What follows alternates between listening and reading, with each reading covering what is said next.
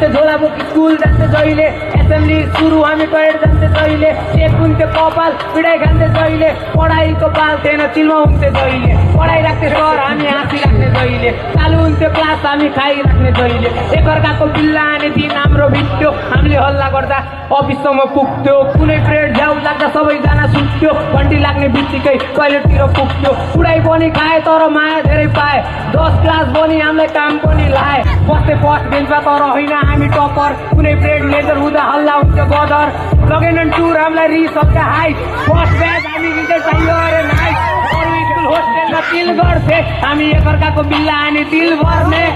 सामाजिक आउँदा फेरि निस्काउँथे डर लाग्थ्यो कतिलाई याद गर्थे नेपाली पिरियड सबैभन्दा बेस्ट लाग्थ्यो इङ्ग्लिसको होमवर्क सबैले नै सारी राख्थ्यो साइन्सको के कुरा गर्ने जहिले हल्ला भइराख्थ्यो साथीहरू साथमा स्कुल लाइफ चलिरहेको केटाहरू साथमा हाम्रो थियो साह्रो